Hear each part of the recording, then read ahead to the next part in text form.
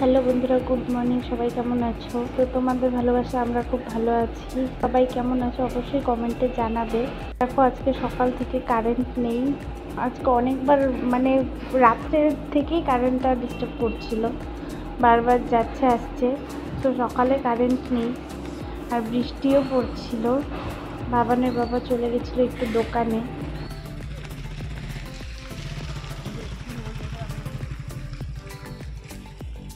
এই যে আমাদের পাড়ার দোকানটা, তোমাদের সাথে আজকে একটু শেয়ার করে দিলাম।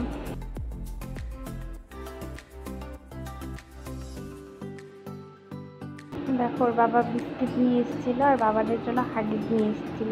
এখন কারেন্টটা এসছে, হয়তো আবার চলে যেতে পারে। তো আমি তাড়াতাড়ি করে তরকারিগুলো কেটে নিচ্ছিলাম। কারেন্ট চলে গেলে অন্ধকারে কিচ্ছু দেখা যায় না। পেঁয়াজ কাটা হয়ে গেছিলো আর এখানে আমি মিষ্টি কুমড়োটা কেটে নিচ্ছিলাম, এটা ভাজা হবে। তো সাইডগুলো একটু পচে পচে গেছিলো, তাই আমি বেছে বেছে কাটছিলাম। একবারে ছুলে রেখে দিচ্ছি, পরে ছোট ছোট টুকরো করে নেব, তাহলে সুবিধা হয়। আর দেখো, আমাদের ভাত হয়ে গেছে। ওখানে গ্যাসে ডিমিলিওর ভাত হচ্ছিল আর পাশে আমি ডিম আর আলুটা সেদ্ধ বসিয়েছিলাম।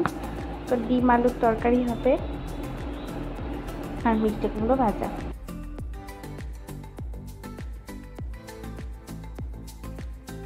মা কিন্তু ভাজাটা বসিয়ে দিয়েছিল। তো ভাজাটা নাড়তে আবার চলে এসেছিলো, মাঝখানে একটু চলে গেছিলো বাবানের কাছে। তো দেখো, ভাজাটা কালো জিরা শুকনো লঙ্কা ফোড়ন দিয়ে হচ্ছিল। লাস্টে নামানোর আগে একটু পেঁয়াজ কুচি দিয়ে দেবে।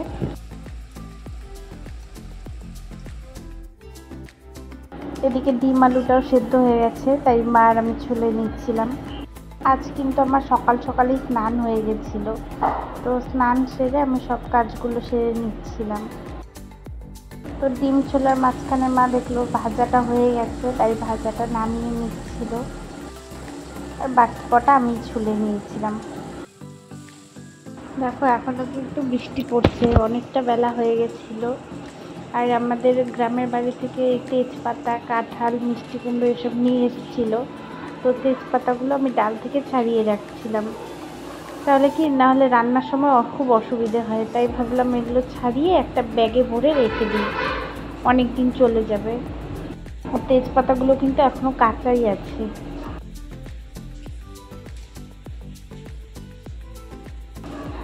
আর দেখো, ওখান থেকে একটা মাছও নিয়ে আসা হয়েছিল। তো এই মাছটার ওজন ছিল প্রায় 3.5-4 কেজির মতো। অনেক বড় মাছ। এটাকে আমরা ঘরিয়া মাছ বলি। এটা শুধু আমাদের দিকেই পাওয়া যায়, এদিকে পাওয়া যায় না। এদিকে বাবার ভাতটা দিয়ে দিয়েছিলাম, ও খেয়ে নিচ্ছিল। আর কয়েকটা বাসন ছিল, তো মা এগুলো মেজে নিল।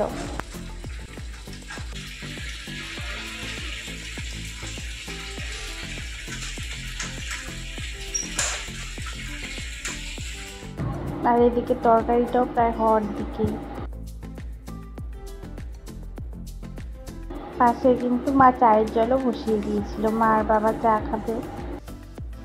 আর আমার তেজপাতা ছাড়ানো হয়ে গেছিলো। তারপর আমি কাঁঠালগুলো ভেঙে নিয়েছিলাম। আর আমাদের বাড়িতে না কাঁঠাল কেউ খায় না, তাই মা বললো যে শুধু বীজগুলো রেখে দিতে। তো কাঁঠালগুলো একটু পচে পচে গেছিলো, যেহেতু একদম পাকা কাঁঠাল নিয়ে এসেছিলো। তাই আমি কাঁঠালটা ভেঙে বীজগুলো বের করে নিচ্ছি। কাঁঠালের বীজগুলো খেতে খুব ভালো লাগে, ভাজা, সেদ্ধ বা কোনো তরকারিতে। আমি আগে কাঁঠালের বীজ না খেতাম না, কিন্তু এখন আবার দেখি ভাজাটা খেতে বেশ ভালোই লাগে। বাবা এখানে বসে পেপার পড়ছিল। আর এদিকে দেখো, আমাদের রান্না কিন্তু কমপ্লিট। তো রান্নার পরে আর এই কয়েকটা বাসন বেরিয়েছিল। আগের বাসনগুলো তো মা আগেই মেজে নিয়েছিল, দেখতেই পেলে তোমরা। তো রান্না কমপ্লিট করে মা চা খাচ্ছিল। আর বাবান যেহেতু ওই ঘরে ঘুমিয়েছিল, তাই বাবাকে বলেছিলাম ওই ঘরে এসে বসতে, তাই বাবা ওই ঘরে এসে বসেছিল। মাকে বললাম বাসনগুলো রাখো, মেজে দিচ্ছি। মা বললো না, তুমি খেয়ে না, তুমি মেজে নিচ্ছি। আর আমি দেখো যতটা পেরেছি আলু কিন্তু নিয়ে নিয়েছি, অনেকগুলো আলু নিয়েছিলাম। তো পনিরের ঝোল দিয়ে ভাতগুলো খেয়ে নিচ্ছিলাম। আর এখানে বাবানের ভাতও নিয়ে নিয়েছিলাম। ও ঘুম থেকে উঠে গেছে, তাই ওকে ভাত খাইয়ে দিচ্ছিলাম। এখানে কিন্তু আমাদের গ্যাস মোছাও হয়ে গেছিলো, বাসন গোছানো সব হয়ে গেছে। বাবানের স্নান হয়ে গেছে। আর বিকেলে দেখো ভালোই রোদ উঠেছিল, কিন্তু বৃষ্টির পরে।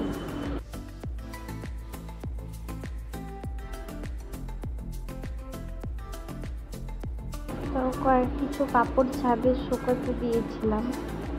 আগের দিনেরও কিছু ভেজা কাপড় ছিল আর আজকেও কিছু কাপড় ধোয়া হয়েছিল। তো দেখলাম রোদটা উঠে ভালোই হয়েছে, কাপড়গুলো সব শুকিয়ে গেছে। বাবানের কাঁথাগুলোও সব শুকিয়ে গেছিল। দেখো কয়েকদিন বৃষ্টিতে ছাদে কত ঘাস হয়েছে, টবগুলোতে প্রচুর পরিমাণে ঘাস হয়েছে। তো এগুলো পরিষ্কার করাতে হবে, ওই মামাটাকে খবর দিতে হবে। আর এখানে দেখো কিছু হলুদ গাছ হয়েছিল। এই জামা কাপড়গুলো এখানেই শুকিয়ে গেছিলো, আগের দিনে এখানে নেড়ে দিয়েছিলাম, তো এখানেই শুকিয়ে গেছে। মা মাছটাকে এখন নিয়ে যাচ্ছিল কাটাতে। আমাদের বাড়ির সামনেই একটা বাজার আছে, একদম বাড়ির কাছেই। তো সেখান থেকেই মা মাছটাকে কাটিয়ে নিয়ে আসলো। কারণ এত বড় মাছ, আমি মাছ কাটতে পারি, মাও পারি, কিন্তু এত বড় মাছ আমরা সাহস পাচ্ছিলাম না। সন্ধ্যাবেলা একটু বেরিয়েছিলাম, আমরা তিনজনেই গিয়েছিলাম, মানে বাবানের বাবা আমাদের সাথে গিয়েছিল। এই বাড়ির সামনেই একটা দোকান আছে, তো ওখানে একটু গিয়েছিলাম। তো এনারা হচ্ছে কাপড় আয়রন করে, মানে ধোপা, ওদের কাপড়ের দোকান। তো ওখানে ওরা আবার টুকটাক জিনিসও বেচাকেনা করে। তো সেখান থেকে একটু চিড়ে ভাজা এসব নিয়ে এসেছিলাম। বাড়ি এসে আমি একটু স্নান করে নিয়েছিলাম, যেহেতু সকালে স্নান করেছিলাম, প্রচণ্ড গরম লাগছিল। তাই সন্ধ্যের দিকে একটু স্নান করে বাবানের জলটা গরম হয়ে গেছিলো, তাই ঢেলে নিলাম। তো মা বললো আজকে একবারে দুধ চাই করে নিতে, লাল চা করতে হবে না, তাই একবারে দুধ চাই বসিয়ে দিয়েছিলাম। আজকের মতন ভিডিওটা এখানেই শেষ করছি। ভিডিওটি ভালো লাগলে অবশ্যই লাইক, কমেন্ট, শেয়ার করে দিও আর চ্যানেলটাকে সাবস্ক্রাইব করে দিও। থ্যাংক ইউ, ভালো থেকো সবাই, দেখা হচ্ছে আবার নেক্সট ব্লগে।